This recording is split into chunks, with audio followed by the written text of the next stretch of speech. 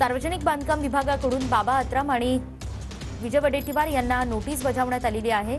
आचारसंहितेतही नागपुरातील सरकारी बंगल्याचा वापर केल्याने ही नोटीस बजावण्यात आली आहे। रवी भवन परिसरातील सरकारी बंगले रिकामे करण्यासाठीचा उल्लेख या नोटिशीत करण्यात आलाय। तर वडेट्टीवार आणि आत्राम यांच्याकडून आता त्यासाठीचं शुल्कही आकारलं जाणार आहे। अधिक माहिती घेऊयात आपले प्रतिनिधी गजानन उमाटे यांच्याकडून। गजानन, या नोटिशीत नेमका काय उल्लेख करण्यात आलाय? विरोधी पक्षनेते विजय वडेट्टीवार आणि कॅबिनेट मंत्री धर्मराव बाबा आत्राम यांना नोटीस बजावण्यात आलेली आहे।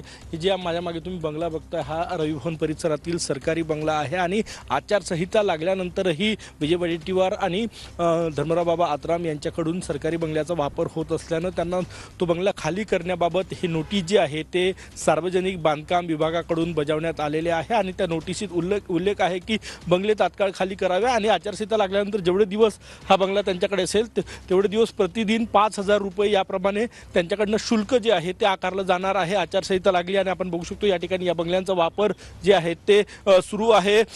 नोटीस आल्यानंतर धर्मराव बाबा आत्राम यांच्याकडून तो बंगला खाली करण्याची प्रक्रिया जी आहे ती राबवण्यात आलेली आहे आणि विरोधी पक्षनेते विजय वडेट्टीवार हे सुद्धा बंगला खाली करणार आहे। सध्या ते दिल्लीत आहे, त्यांचा सगळा स्टाफ प्रमुख नेते दिल्लीत आहे, कार्यकर्ते दिल्लीत आहे, पीए दिल्लीत आहे, त्यामुळे हा बंगला खाली न केल्याचं समजतंय। परंतु आता लवकरच विजय वडेट्टीवार सुद्धा हा बंगला खाली करणार असल्याची माहिती आहे। सार्वजनिक बांधकाम विभागाने हे नोटीस बजावलेले आहे।